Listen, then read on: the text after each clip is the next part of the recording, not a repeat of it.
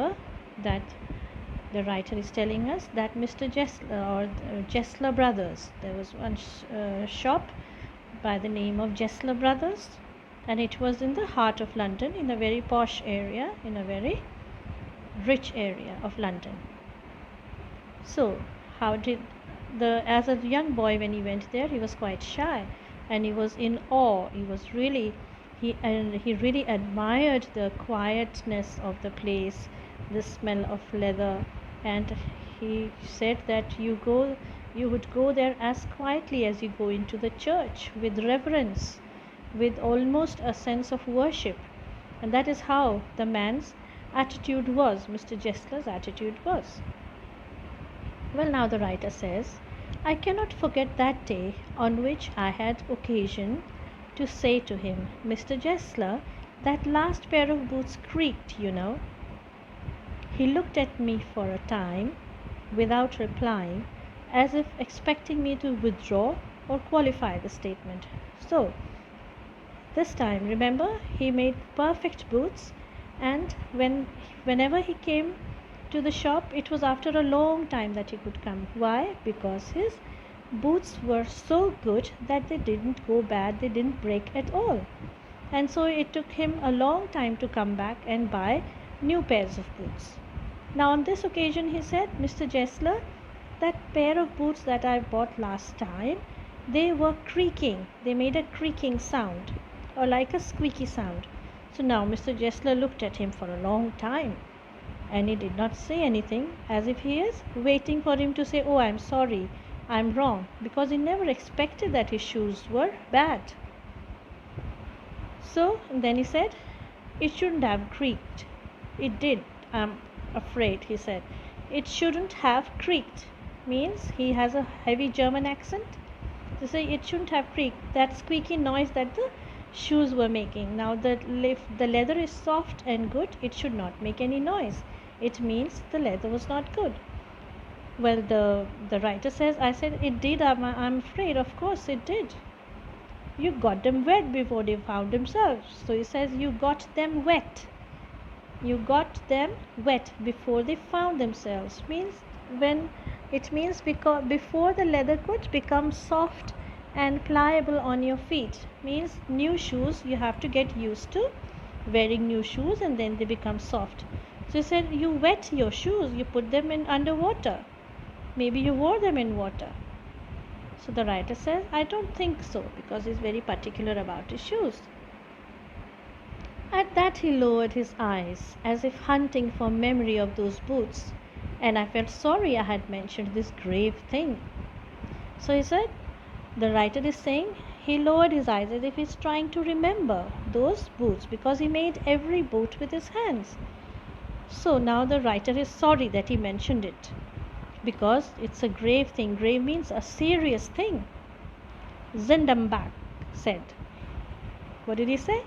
Send them back. I will look at them. I will look at them. Some boots, he continued slowly, are bad from birth. Means when they are, some boots are bad from birth. Means the moment they are made from leather, they were bad. If I can do nothing with them, I take them off your bill. He says, when you send them, you send the boots to me.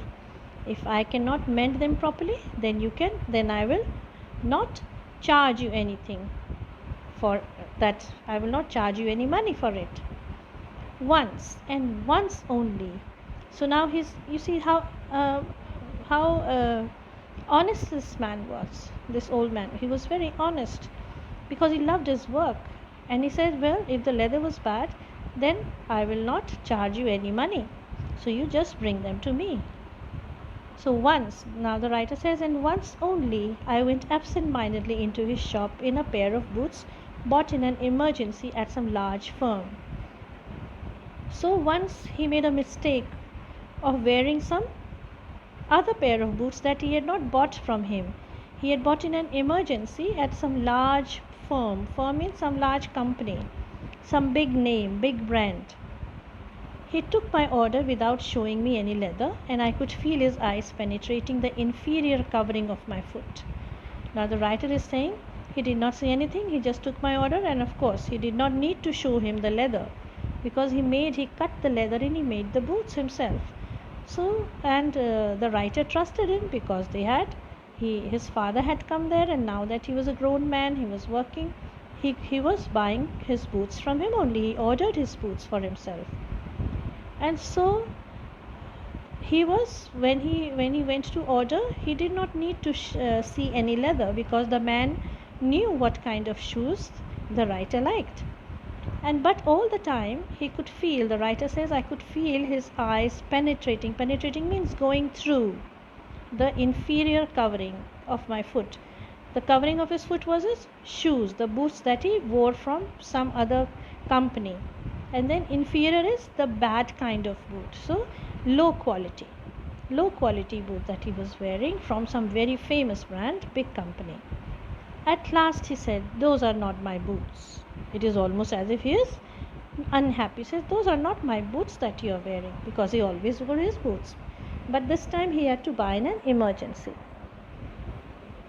The tone was not one of anger, nor sorrow, not even contempt, but there was in it something quiet that froze the blood. But he said, those are not my boots. Well, he did not, in his tone, in his voice, there was no anger. He was not even sad, sorrowful, not even contempt, means hatred. Contempt means hatred. He did not even have hate in his sound, in his voice.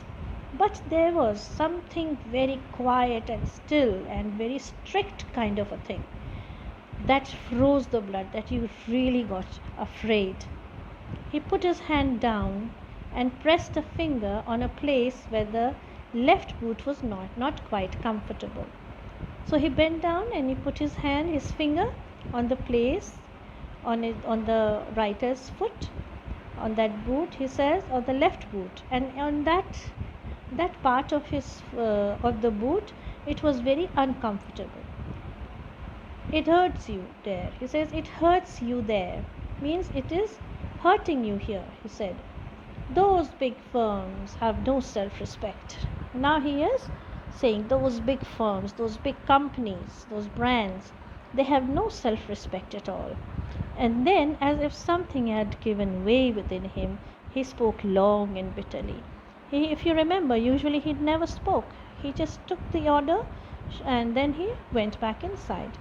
But this time he spoke. He spoke for a long time. That was a long time for him to speak. And he was very bitter, very sad in his heart. Deep in his soul, he was very, very bitter. It says something gave way in him, means something gave a little bit of place for him to vent his anger or to vent his bitterness, to show him and to release it.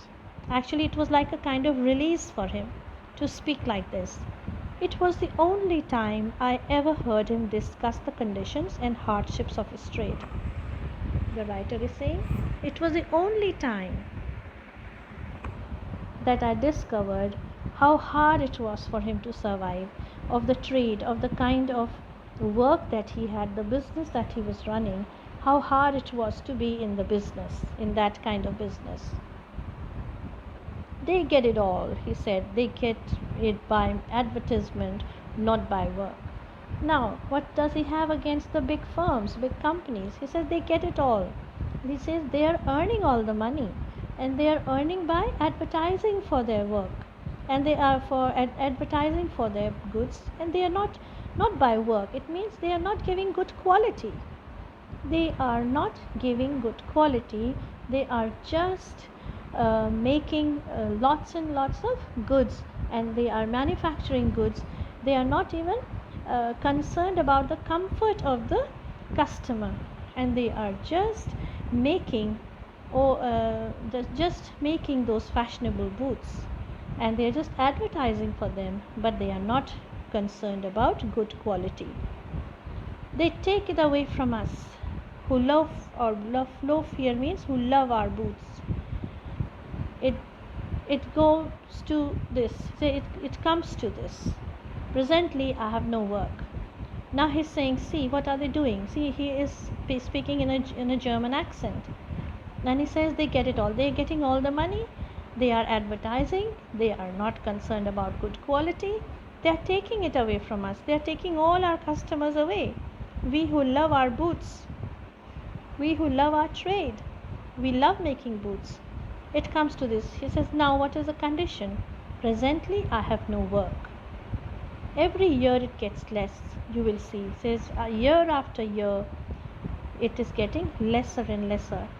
See, people are going after fashion. People are going after goods that are made in bulk in a large number, and big companies who are showing off. They have big pomp and show, but they are not interested in quality, and they give inferior quality, bad quality, and they are giving you just the outer thing is good, the show is good, but the quality is very bad. And he says, so I have no work, nobody is buying my shoes, even though I am giving them the best quality shoes, and I love my work. So, and looking at his lined face, I saw things I had never noticed before. So he looked at his face.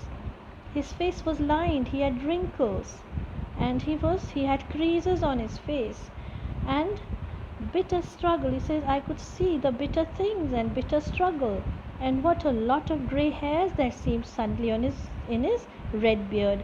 Suddenly his red beard was turning grey. He had become so old now, because he had such a struggle, so much stress, and he had no work, he had no money. But he never compromised with his quality. He went on working, he went on making his boots, but he made only on order. As best as I could, I explained the circumstances of those ill-omened boots. Ill-omened means they're unlucky boots. Those bad luck. Those boots meant bad luck for the man, for the shopkeeper, for Mr. Jessler. But his face and voice made so deep an impression that during the next few minutes I ordered many pairs. Now his face and voice, that sadness that was in his soul, touched the writer so much that he ordered several pairs, many pairs of boots he ordered in the next few minutes. They lasted longer than ever. Now when he got those boots, they just lasted for years and years. For a long time they did not break. Why? Because he made such wonderful, good quality boots. It was many months before my next visit to his shop. So after many months came his next visit. It was time to go to the shop. This time it appeared to be his elder brother handling a piece of leather. Now it seems that this time it was the elder brother. He seemed to be like the elder brother who was handling the piece of leather. He had a piece of leather in his hands. Well, Mr. Jessler, I said, how are you? He came close and peered at me, came very close and peered as if he could not see well. Peered means he peeped at him, looked at him from a very close distance. I am pretty well, he said slowly, but my elder brother is dead. He says, I am very well, but my elder brother died. And I saw that it was indeed himself. But how aged and wan. How aged and wan means how aged he old, and wan means how feeble, without any strength in him. He looked very pale, and never before had I heard him mention his brother. Much shocked, I murmured, oh, I am sorry.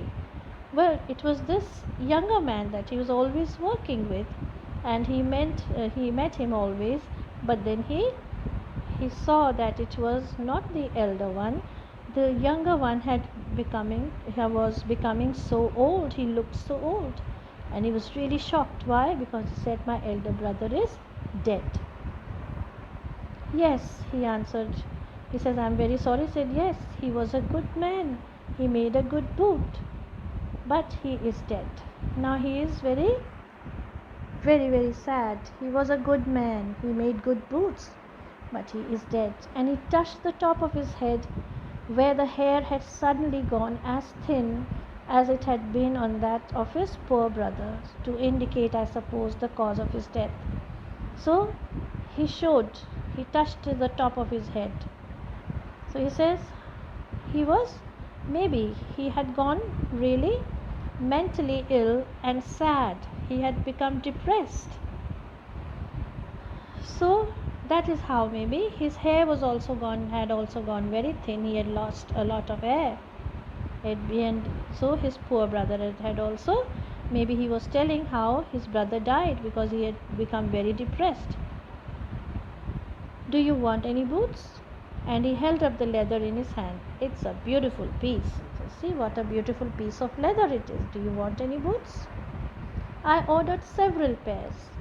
It was very long before they came. So he ordered many pairs, lots of pairs of boots. So you know why he bought them? Just to help them. Because of course they would not take any extra money. They were so honest. And they gave the best leather, and you know that the best leather is very expensive. So he was then several pairs of boots he ordered, and it took a very long time to come because but they were better than ever, and they were the best boots ever. One simply could not wear them out. Wear them out means they would not turn bad at all. And soon after that I went abroad. Well, as soon as the shoes came, they came after a long time. The writer says he went abroad. It was over a year before I was again in London. So then it was after a year that he came back to London. And the first shop I went to was my old friend's. The old friend was the bootmaker. I had left a man of 60. I came back to one of 75, pinched and worn, who genuinely this time did not first know me. Now he left a man of 60, and now suddenly after a year this old man seemed to have aged so fast.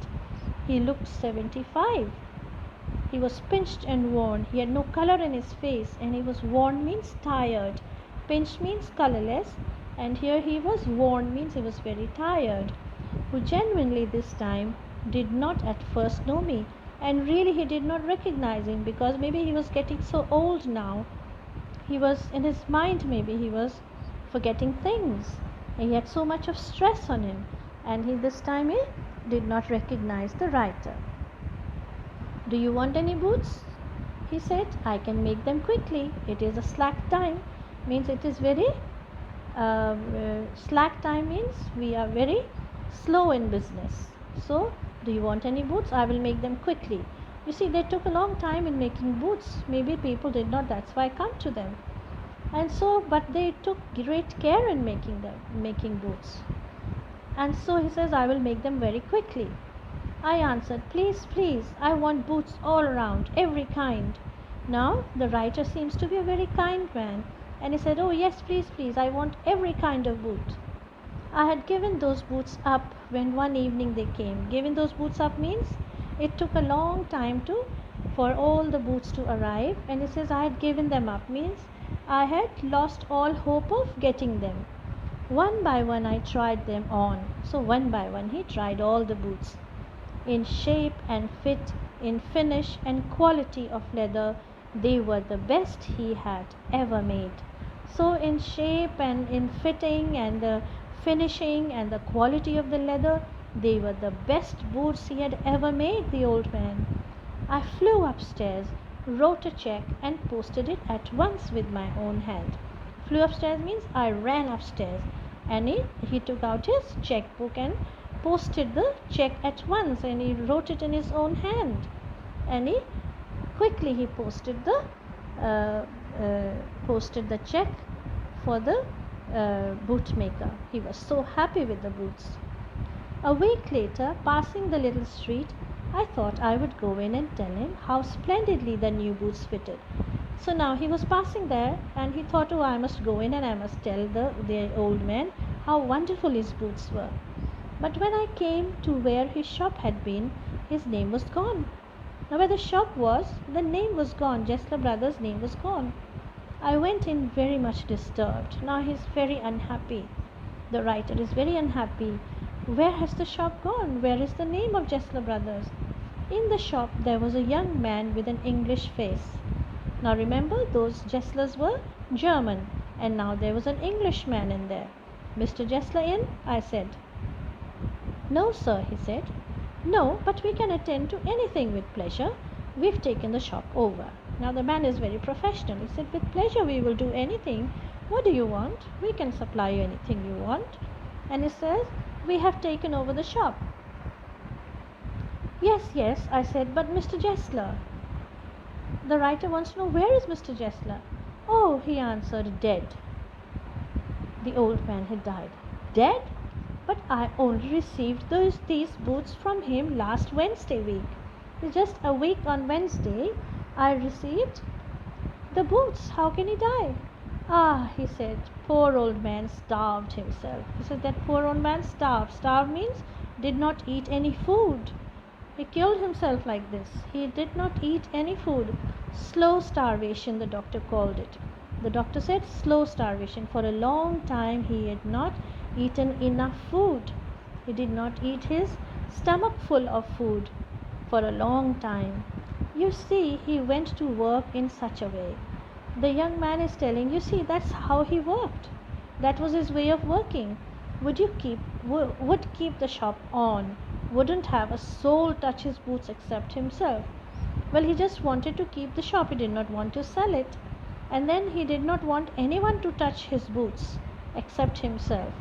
So he did not want to keep anyone to help him to, because he knew that nobody would make the good boots, because he was the best bootmaker and nobody would make as good boots as he made. So he didn't trust anyone.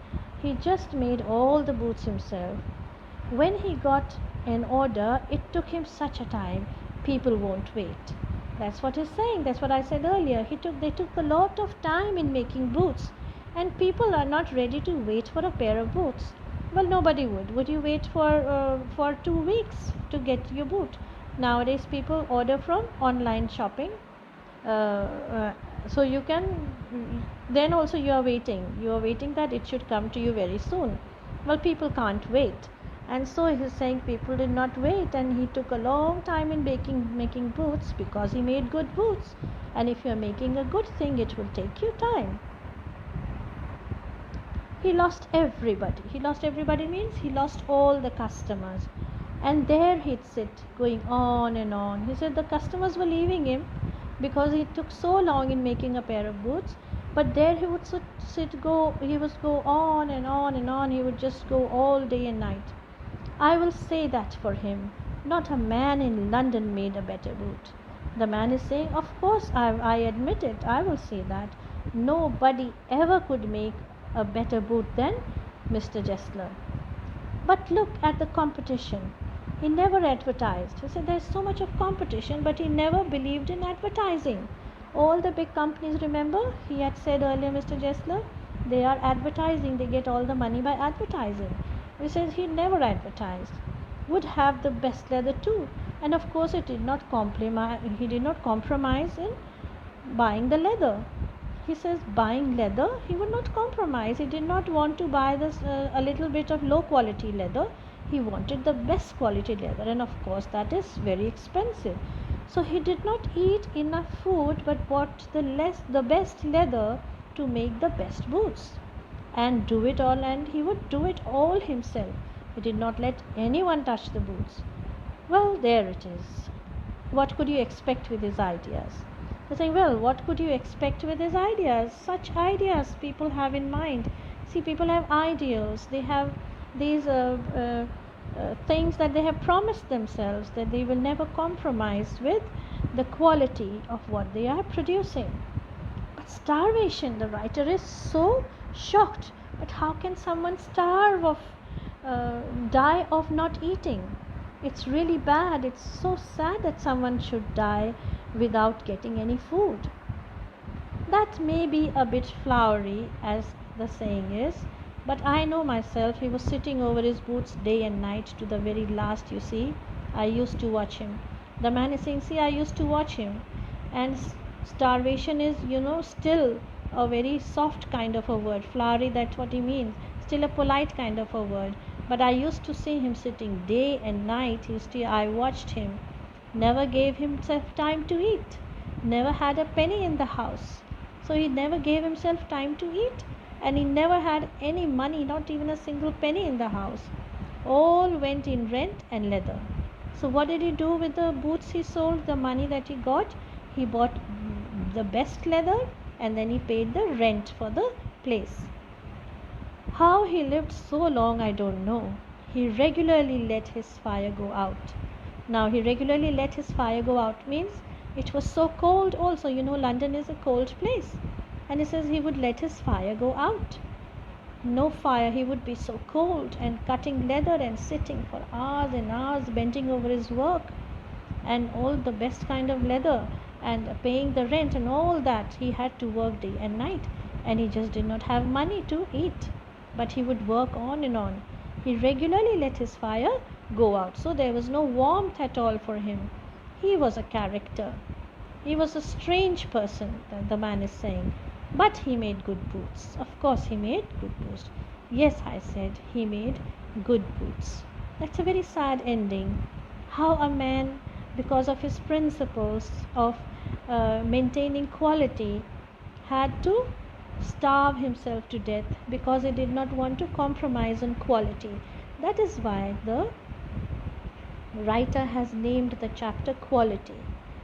That's the quality of the what quality is he talking about? Is he talking the quality of the boots? No, he's talking about the quality of the man. The man did not compromise on anything. He bought the best leather. He gave all his life to his boots. He loved his trade and he made the best boots. But then with modernization, with machines and companies, they would advertise. They are so frivolous. Frivolous means shallow thinking. People have shallow thinking. That this man could not compete with such companies who made fashionable things, but they were uncomfortable. They would break easily. And so, if you remember, the writer could not go very often because his boots lasted so long. So that's why his customers were lesser. If his boots broke again and again, people would come and buy again and again. But his boots never broke. And that's why people came after a long time. And that's how he got money. So this is the way the man lived, and this is the way the man died.